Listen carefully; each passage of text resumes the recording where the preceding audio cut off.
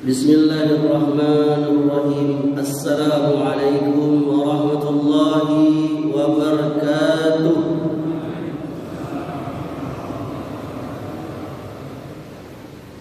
Innal hamdalillah nahmaduhu wa nasta'inuhu wa nastaghfiruh wa na'udzu billahi min shururi anfusina sayyiati a'malina man yahdihillahu fala mudilla lahu wa man yudlil fala hadiya lahu wa asyhadu an la ilaha illallah wahdahu la syarika lahu wa asyhadu anna muhammadan abduhu wa rasuluhu sallallahu alaihi wa ala alihi wa sallam.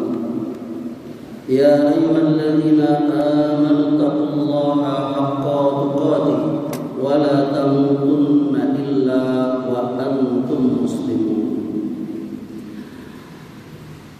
Ayahanda dan ibunda serta saudara dan saudariku dan anak-anak sekalian, para pengurus dan jamaah Masjid Baitur Rahman Timur Indah, dan juga para pemirsa media sosial Gema Baitur Rahman yang kami cintai, yang kami sayangi, dan yang dimuliakan oleh Allah. Kita bersyukur kehadiran Allah Jalla wa'ala.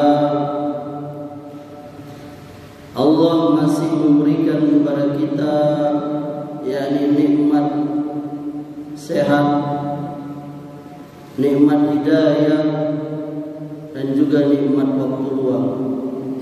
Salawat beriring salam kita sampaikan kepada Nabi yang kita cintai, Nabi akhir zaman, Khatamul Anbiya, untuk para Nabi sallallahu alaihi wasallam. Semoga kita semua nanti termasuk orang-orang yang mendapatkan syafaat atau pertolongan dari beliau sallallahu alaihi wasallam di yaumil qiyamah nanti. Amin ya rabbal alamin. Jamaah sekalian rahimakumullah dan para pemirsa, kami akan melanjutkan pelajaran kami di masjid ini, yakni pelajaran akidah yang telah sampai pada rukun yang kelima dari arkanul iman, dari rukun-rukun iman, yakni beriman kepada yaumil akhir atau hari akhirat. Dan sebagaimana yang telah kita ketahui bahwa gerbang atau pintu untuk memasuki akhirat itu adalah yang namanya kematian. Dan kematian ini pasti dan pasti akan kita semua melewatinya, tidak dapat tidak. Tidak ada yang dikecualikan oleh Allah Subhanahu wa taala di antara manusia. Bahkan para nabi pun mereka mati, wafat. Dan kita juga pasti akan memasuki pintu itu yang namanya kematian itu. Oleh karenanya, pada pertemuan sebelumnya telah kami sampaikan poin pertama, kedua, dan ketiga dari 9 poin yang kami susun berkenaan dengan kematian ini.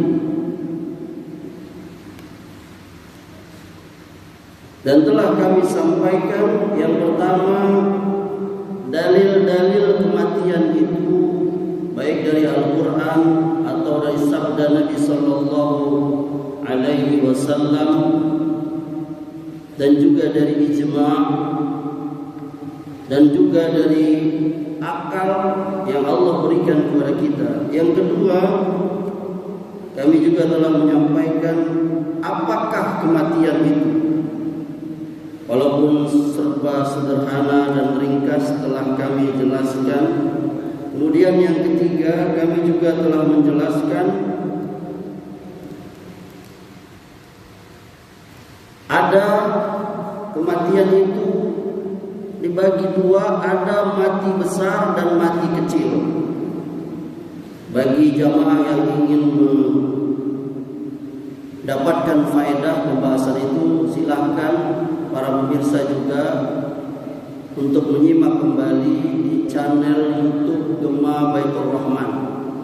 Di situ ada didokumentasikan ceramah-ceramah ustadz kita, termasuk kami yang menyampaikan hal tersebut. Maka insya Allah kita akan lanjutkan poin yang keempat dari 9 poin pembahasan berkaitan dengan kematian ini, yakni dengan judul mengingat kematian. Ini kami ambil dari kitab mukhtasarnya Ihya Ulumuddin Al-Imam Al-Ghazali Hujjatul Islam, seorang pembesar ulama Islam yang banyak menulis kitab-kitab yang berkaitan dengan tazkiyatun nufus. Beliau di kitab itu ada membagi 4 kelompok atau 4 golongan sikap manusia terhadap kematian. Kata beliau, yang pertama, di antara manusia ada yang jarang mengingat kematian, dan apabila dia mengingatnya, dia tidak menyukainya karena hanyut di dalam keduniaan. Orang ini, kata beliau, setiap kali mengingat mati, maka dia pun semakin jauh dari Allah Subhanahu wa ta'ala. Jadi ada orang yang dia kalau mengingat kematian itu gak mau dia. Kalaupun mengingatnya sedikit dari yang paling sedikit, ayah anda, gak mau dia. Dan ini sepertinya yang wallahu alam ya, mungkin yang beliau maksud ini orang-orang kafir. Orang-orang kafir itu mereka nggak mau mengingat kematian itu, ayah anda, ibunda. Diajak ngomong kematiannya tidak mau. Mereka dengan kematian itu lari seperti larinya kambing, larinya onta dari singa, dari harimau. Takut dulu. Jangan ngomong kematian, jangan.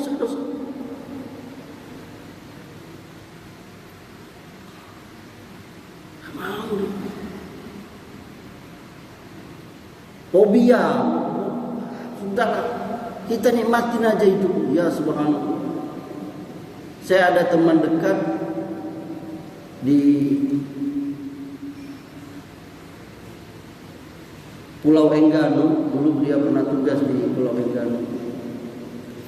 Dulu katanya sering dia berjumpa dengan orang-orang bule, orang-orang Arab itu, yang mereka itu suka memakai kapal pesiar, bukan kapal pesiar, yang lebih kecil lagi, kapal yacht itu ya, yang untuk jalan itu kapal mahal itu, dengan membawa 1, 2 bahkan lebih wanita-wanita di dalamnya. Dia pernah ngobrol dengan kawan itu, cerita. Jadi mereka itu begitu, bekerja sekian lama, lalu dapat duit, lalu dia habiskan duitnya itu untuk seperti itu, menikmati keliling dunia, mabuk, makan apa saja, bawa perempuan. Dan ada teman saya itu yang juga suka mengajak mereka surfing atau apa. Mereka nggak mau diajak ngomong, sebagiannya mungkin ya, nggak mau diajak ngomong kematian, soal agama nggak mau. Anti. Sudahlah kita nikmatin aja. Hidup ini hanya di mana katanya? Di dunia ini. Dan itu memang Allah ceritakan di dalam Quran. Orang-orang kafir itu mereka mengira hidup itu hanya di dunia. Kalau sudah mati, kholas, selesai, nggak ada lagi, tamat. Beda dengan kita kaum muslimin. Kita meyakini bahwa di dunia ini sebentar, nanti hidup yang lama, yang abadi itu di akhirat. Mereka enggak, mereka menganggap kalau sudah mati jadi tanah, selesai, nggak ada lagi tanggung jawab. Pada puas-puasin lah.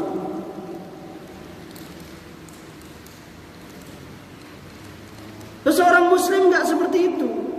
Nabi SAW biasa, Nabi itu ibunda ngobrol dengan istrinya soal kematian.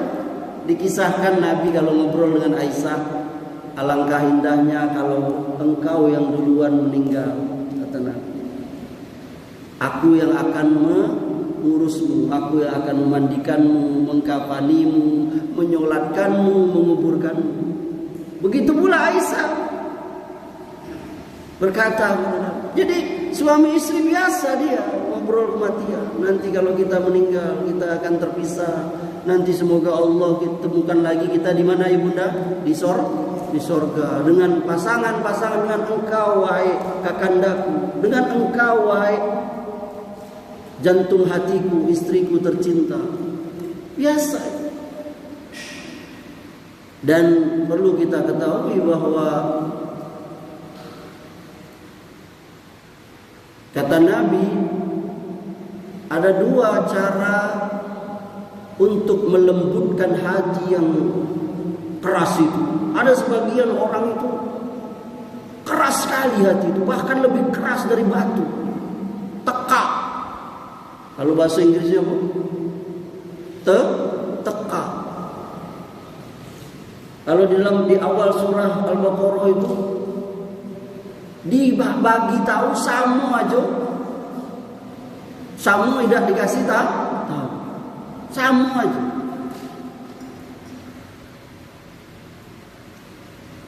Nah, caranya itu supaya lembut hati itu, ya ini dua cara. Yang pertama, membaca Quran. Orang yang suka membaca Quran, lembut hatinya itu. Dia nggak keras, dia mudah rujuk kepada kebenaran, mudah taubat, lembut hatinya, penyayang, nggak keras, nggak kaku. Bersyukurlah ibunda memiliki suami yang lembut hatinya. Bersyukurlah ayahanda punya istri yang lembut hatinya. Dan bala ujian yang besar kalau kita diberikan suami yang keras hatinya, diberikan istri yang keras hatinya, diberikan anak yang teka. Kalau dia punya pendirian yang baik, yang benar, mungkin bisa kita benarkan juga. Tapi kalau nggak mau dikasih tahu, nggak mau dinasehati, keren nih anak tiga. Wah, itu kan sering kita orang menggulu dah. Keren nih, keren aku bilang. Itu aduh perlu istilahnya keren. Yang kedua, apa ayanda? Yang kedua, mengingat kematian. Mengingat kematian tuh lembut hati. Enggak apa namanya? Habis-habisan cari dunianya, habis-habisan. Wah, udahlah. Tidak rezeki. Lah gitu. Kalau yang keras hati, ayo apalah udah nape. Kalau orang yang lembut hati, ya udah nggak rezeki kita, udah. Nah, jadi ada manusia dalam kematian ini ya nggak mau ingat kematian, itu tidak mau. Jangankan ingat, ngomong aja tidak mau.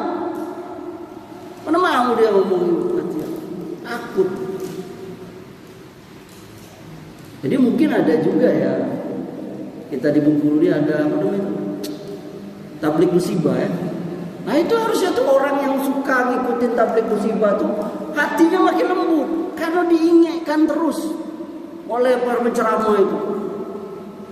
Kullu nafsin za'iqatul maut, ya kan? Jangan sering ikut tablik musibah malah kere hati. Yang kedua, kata Imam Al-Ghazali, di antara manusia dalam kematian ini, mengingat kematian ini, ada yang menghadap Allah Jalla wa Ala lalu taubat dari perbuatan yang tidak pantas. Maka dengan mengingat mati, dia semakin takut dan semakin banyak persiapannya dan menepati tobatnya itu dengan sempurna, tobat nasuha. Orang ini, kata beliau, dia tidak benci kematian karena hanyut dengan dunia, tidak. Dia tidak benci dengan kematian karena hanyut dunia ini, tidak. Tapi dia tidak menyukai kematian itu karena dia merasa bekalnya sedikit. Itulah yang menyebabkan dia takut. Dia tidak suka. Jadi ketidaksukaannya ini, kata Imam Al-Ghazali rahimahullah, bukan karena dia nggak nyukai itu, dia tidak suka bertemu dengan Allah, bukan. Tapi karena dia merasa bekalnya sedikit. Ah, ini kebanyakan kita ini, kaum muslimin. Ibunda takut tak dengan mati? Halo, ibunda takut tak dengan mati? Ayah anda takut dengan mati? Siapa tunjuk tangan yang berani mati? Yang berani mati tunjuk tangan. Tidak ada. Ustaz juga. Ya Ustaz, lebih-lebih lagi ya. Takutnya kayak mati itu.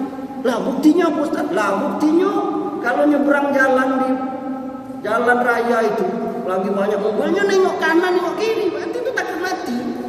Kalau tidak takut lagi mati, nyebrang aja tidak ada lagi nengok kanan kiri lagi. Jadi orang beriman tuh wajar. Jadi Ustaz, aku tidak boleh gitu takut kayak mati. Kira-kira kalau ditanya itu kakanda sekalian, boleh tak kita takut kayak mati? Boleh tak? Boleh lah. Dengan itulah Allah menjaga kehidupan itu. Jadi yang namanya takut itu, ada takut tobiiyah. Itu gak apa-apa itu. Takut tobiiyah itu, takut memang sudah dari Allah. Kita takut digigit harimau. Ibunda takut digigit harimau? Saya yakin takutnya nih. Tidak, bini saya berani digigit harimau asal harimaunya ompong. Kukunya tak nyu, berani. Kalau harimau yang giginya ketaring itu, takut ya berani. Takut anjing gilo, takut perampok, nggak apa-apa, tidak terlarang itu. Itu takut tobiiyah, takut kena api, apa lagi? Pokoknya takut yang membahayakan. Masuk takut mati juga orang. Orang yang nomor 2 ini, kata Imam Ghazali, dia takut mati itu karena dia merasa banyak dosanya. Dia timbang-timbang, alah banyak ayo. Belum siap bekal saya. Ya. Yang ketiga, ada namanya, kata beliau, orang yang arif. Orang arif ini, kata Imam Ghazali, dia selalu mengingat kematian. Karena waktu itu ia akan berjumpa dengan kekasihnya. Sedangkan pencinta tidak lupa sama sekali waktu pertemuan dengan kekasihnya. Ya subhanallah. Dulu ayahanda waktu mencintai bunda tidak ingin ketemu terus. Waduh. Kalau bisa lama-lama waktu. Betul tak kan dong? Dulu sebelum dapat. Lah sudah lapat tuh kayak ini bosan juga dah. Aku bosan nih kau. Lah 50 tahun kayak kau aja. Kata jawab ini, "Oi, kau lupa dulu macam mana kau? Kalau bisa hari ini hampa tanpamu di sisiku. Dulu itu tuh," kata laki. "Kini lah tiap hari nengok kau ngorok, nengok kau ngiler aku." Itu mungkin itu salah satu ujian rumah tangga itu. Bosan itu kan. Ayah anda ni bosan tak dengan istri ini? Halo, ibunda bosan tak sama suami? Itu yang mulai, biasanya gitu kan. Apa saja di dunia ini fana. Dulu dia menyangka istrinya itu cantik sekali. Begitu dia sudah menikah setahun, 2 tahun, biasa aja. Dulu dia menyangka rumahnya kok elok nih, adek nih. Tapi sudah dia tinggal situ sehari, seminggu, sebulan, setahun, biasa aja rumahnya. Bedanya di sorga itulah. Tiap hari itu tampil bertambah kenikmatan itu, tidak pernah bosan. Karena dunia ini bosan. Kasih tahu kayak saya, lauk yang paling enak. Tiap hari makan lauk itu, bosan juga. Ada suami yang suka makan sambal teri, ya kan? Oleh biniu dibuat tiap hari, pagi sambal teri, siang sambal teri, sore sambal teri. Lama-lama bosan juga. Iku sambal teri terus, jeng. Sambal teri terus, deh. Nah, kan kakak suka, ya, jangan tiap hari 3 kali, jangan lupa. Itu dah manusia itu.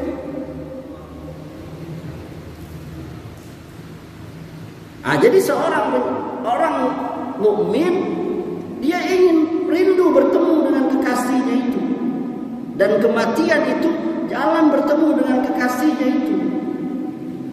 Manusia yang seperti ini, kata Imam Al-Ghazali, dia merasa lambat datangnya maut itu lambat, karena dia sangat cinta kepada Allah. Wah, ini sepertinya kita tidak masuk. Kira-kira ada ayah anda yang pengen cepat mati supaya bertemu ke Allah? Tunjuk tangan ayah anda. Imam Ghazali bukan Amri yang ngecek kok. Imam Ghazali. Manusia seperti ini, kata beliau, dia merasakan lambatnya datang mati.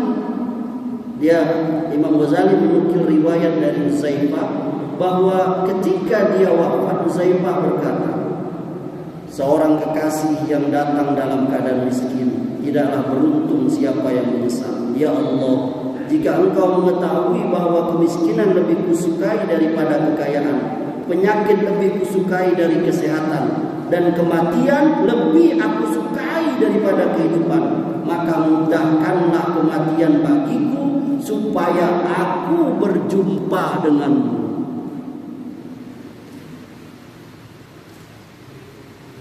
Sebagian orang ini bukan karena ingin berjumpa Allah mati itu, tapi karena tidak kuat ngadapin hidup, tidak kuat ngadapin cobaan, ujian. Betul? Maka terjadilah mereka minum cendol dicampur baikon. Ada yang tidak dicampur lagi, langsung aja minum baikon. Ada yang ngambil tali. Mungkin yang ikuti di dunia maya berapa hari atau berapa bulan atau berapa minggu, berapa pekan ini di Jawa Timur. Tolong ingatkan saya, di Jawa Timur kalau nggak salah, di Malang, ya, perbatasan Malang dengan apa? Itu sudah 2 kali dalam jarak sepekan itu ada anak muda loncat dari jembatan apa? Ada yang tahu kan berita itu? Ada yang tahu nggak? Tahu? Anda tahu ya? Dia loncat, dia tinggalin sendalnya, motornya, lalu ada kertas di situ. Dia tunjukkan apa sebabnya, Ibunda? Karena kekecewaan dia, calon mertuanya tidak menerima pinangan terhadap kekasihnya. Ya subhanallah. Ini pelajaran bagi kita ini, wahai para orang tua. Kalau anak kita cinta kayak laki-laki itu, sudahlah, luruskan aja. Jauh kasih dia, panggil dia berdua.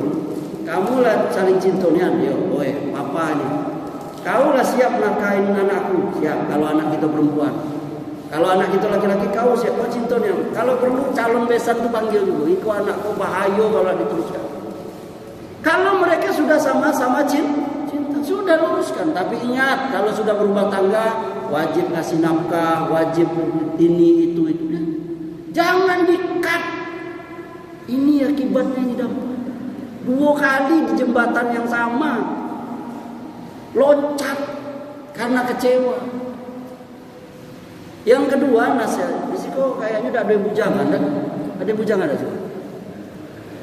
Mana yang bujangan? Oh, satu. Nah, bagi yang bujangan, nasihat saya, kalau ditolak oleh camer calon mertua, oleh wanita, tidak usah putus asa.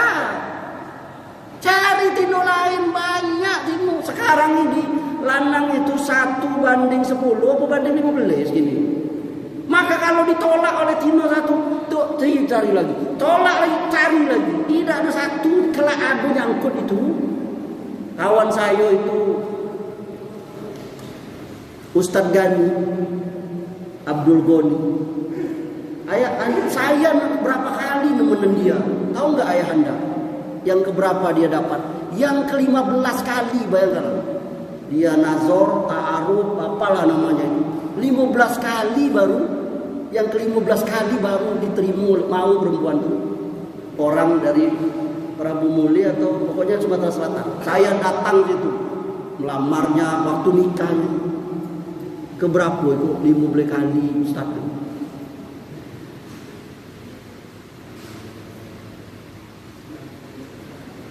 Jadi kita nih kalau jadi saya anak saya kan sudah nikah. Waktu dia kau mau nikah ya, kau udah uruskan dengan besan juga saya bilang jangan anak biar dia nanti yang cari nafkah. Kau wajib cari yang jangan dikat. Bahaya, bunuh diri dia. Memang bahaya nih yang cintai orang. Bahaya cinta, ya Allah. Bisa orang putus asa. Wah, itu menariknya kalau bicara soal cinta-cintaan itu. Yang tua-tua, yang ubanan gue, yang keriput, rasa balik muda lagi. Jadi pujangga kalau lagi ngomong soal cinta-cintaan. Iya kan dok? Subhanallah. Yang keempat, tingkat tertinggi. Kata Imam Ghazali, kalau dia menyerahkan urusannya kepada Allah, dia tidak lagi milih kematian atau hidup untuk dia tidak. Karena cintanya kepada Allah, dia sampaikan yakni derajat penyerahan diri. Maka dia tidak lagi milih sesuatu bagi dirinya kecuali yang dipilih oleh Allah. Itu. Oleh karenanya kita masuk yang kelima, poin yang kelima, larangan mengharap kematian. Diriwayatkan dari sahabat Anas bin Malik, Rasulullah SAW beliau pernah bersabda, janganlah salah seorang di antara kalian berangan-angan untuk mati karena musibah yang menimpanya. Tadi kita bahas salah satunya kecewa itu, miskin. Saya sedih sekali ya. Berapa waktu yang lalu juga dan sering kita temui ada seorang ibu yang bunuh diri ngajak anaknya, betul ya? Ngajak 2 anaknya, 3 anaknya. Ditulislah wasiat. Kenapa? Karena miskin, karena suaminya tidak bertanggung jawab. Ya Allah, sedih gitu. Ini dilarang oleh Nabi, tidak boleh. Jangan kamu berangan-angan untuk mati karena musibah ujian yang ada pada dia. Kalaupun dia ingin, maka hendaklah dia berdoa, ya Allah hidupkanlah aku kalau hidup itu baik untukku. Matikanlah aku kalau matian itu baik untuk aku. Tidak boleh kita minta apa? Doa untuk mati. Apalagi memang melaksanakannya, minum baygon, gantung diri, nyilet badan, loncat dari tempat tinggi. Nggak boleh. Berangan-angan mati aja nggak boleh. Ada dua larangan itu sebabnya. Pertama, perbuatan tersebut menunjukkan keluh kesah terhadap musibah yang menimpa. Jadi dia tidak ridho dengan apa? Takdir Allah. Nentang takdir. Jadi seorang muslim kalau dia dapat ujian musibah apa? Bersabar. Minimal itu. Kalau dia sanggup, dia ridho.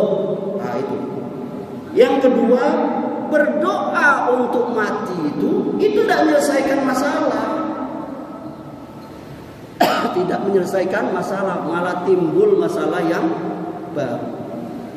Oleh karena kita loncat yang selanjutnya, yang keenam. Poin yang keenam pembahasan kematian ini, mati itu juga akan dimatikan. Saya ulangi, bahwa mati itu juga akan dimatikan. Setiap yang berjiwa, kullu nafsin za'iqatul maut, pasti mati. Ya, pasti itu, entah kapan waktunya. Nah, yang namanya kematian itu juga nanti oleh Allah dimatikan. Kapan itu Ustaz? Jadi dikisahkan dalam satu riwayat yang dikeluarkan Al-Imam Bukhari dan Muslim dari sahabat Nabi Abu Sa'id Al-Khudri, Nabi pernah bersabda, nanti di hari kiamat kematian didatangkan dalam bentuk kambing berkulit hitam putih. Lalu ada penyeru yang memanggil, wahai penduduk surga. Maka mereka nengok. Apakah kalian mengenal ini? Kambing ini, kata penduduk surga, tahu itu kematian. Lalu mereka nengok. Kemudian dipanggil lagi penghuni neraka, wahai penghuni neraka, apa kamu tahu ini? Iya, itu kematian. Apa kamu kenal dia? Iya. Karena mereka pernah melihatnya. Kemudian kematian tadi disembelih, yakni di antara surga dan neraka. Lalu penyeru itu berkata, wahai penduduk surga, kekallah kalian hidup. Tidak ada lagi kematian bagi kalian. Wahai penduduk neraka, kekallah kalian disiksa. Tidak ada lagi kematian setelah ini. Jadi ternyata yang namanya kematian itu juga akan mati. Allah akan jadikan kematian itu dalam berbentuk kebas kambing tadi, dan dia akan disembelih. Jadi sejak itulah orang penghuni surga hidup di surga nikmat abadan selama-lamanya, penghuni neraka disiksa abadan selama-lamanya. Kemudian yang ke-7, yakni doa kematian. Nah, tadi kita bahas ya, bahwa kalau kita menghadapi kehidupan yang susah nih ya, tidak boleh kita mengharapkan mati, doa matilah kalau untuk diri aja tidak boleh. Ibunda, perhatikan ibunda, apalagi kayak suami, apalagi kayak anak iku tidak ada ibu yang suka ngumpet anakmu apa matilah kau ya. Gegara lakinya galak main gap, balik jam 3 subuh, ngecek anak, matilah jo ayah kau tu. Apa mak? Kau dia malam main gap tu, mak kau kedinginan. Tidak boleh. Kalau kita sendiri tidak boleh, apalagi orang lain. Nah, kalaupun mau, kata Nabi, boleh kita berdoa. Misalnya kalau sulitnya hidup tu, misalnya ada orang yang sakit bertahun-tahun, ada kan? Mau tahun-tahun sakit sudah sembuh-sembuh, habis biaya. Nah, dia baca doa itu. Hadis sahih dari Rasulullah SAW. Ikutin saya ya. Allahumma ahyini ma kanatil hayatu khairan li wa tawaffani iza kanatil wafatu khairan li. Artinya, ya Allah, biarkanlah aku hidup kalau memang hidup itu lebih baik bagiku, dan cabutlah nyawaku kalau memang kematian itu lebih baik bagiku. Karena kata Rasulullah, seseorang tidak tahu mana yang lebih baik bagi dia. Apakah dia tetap hidup ataukah dia mati.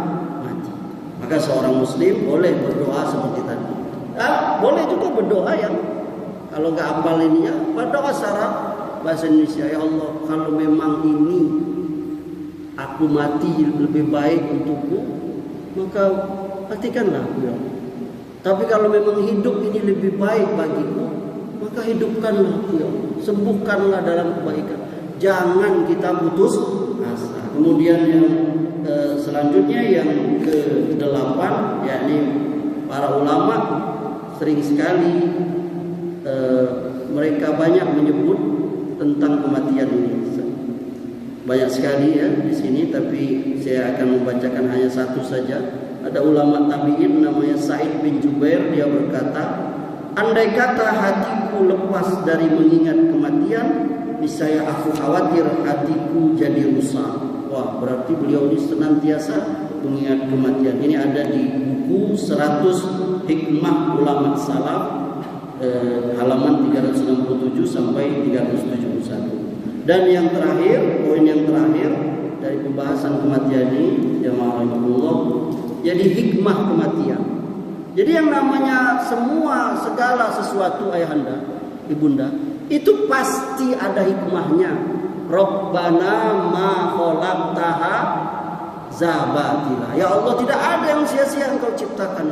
Termasuk juga yang namanya kematian itu ada hikmahnya ayahanda. Ini saya bacakan ya. Ini saya ambil dari buku yakni Refleksi Seorang Dai yang ditulis oleh E.S. Supriyadi di halaman 11-12. Beliau di sini menceritakan kisah yang dia dapat ketika dia masih sekolah dasar dari saat buku yang dia baca. Ini kisah berasal dari Soviet, Rusia sekarang, tentang seorang pangeran yang berjuang menangkap maut. Perhatikan, pangeran menangkap maut. Jadi pangeran itu berupaya nangkap al-maut, kematian tadi. Setelah berusaha berbagai pengorbanan yang tidak sedikit, berhasil dia tangkap maut. Kematian itu ditangkap, dimasuknya dalam kantong, ditaruhnya di puncak pohon pinus yang tinggi. Lalu beberapa tahun kemudian, ketika pangeran ini perang, banyak prajuritnya itu, pasukannya itu luka. Ada yang lehernya hampir putus, uratnya terburai, ususnya terburai, ada yang kepala remuk, tapi anehnya tidak mati. Tidak mati. Lalu di sisi lain dia jalan pangeran ini, banyak terjadi penderitaan yang dahsyat. Ada orang yang sekarat meronta-ronta karena lah tua, lah beratus umurnya tidak mati. Tidak mati. Lah buang air, kulit mata dak bisa, mata lah buta, telinga lah tuli, tidak mati. Lalu dia melihat, oh ini gara-gara apa? Gara-gara tadi maut tadi aku simpan, aku kurung di atas puncak pohon pinus tadi. Maka dia ambillah itu, wah bahaya ini. Dia panjat lagi, turun, dibuka lah itu maut tadi. Terjadilah kematian lagi di dunia ini. Memang kisah ini ditulis oleh komunis. Komunis tahu sendiri kan? Ya, ini orang yang tidak percaya dengan apa?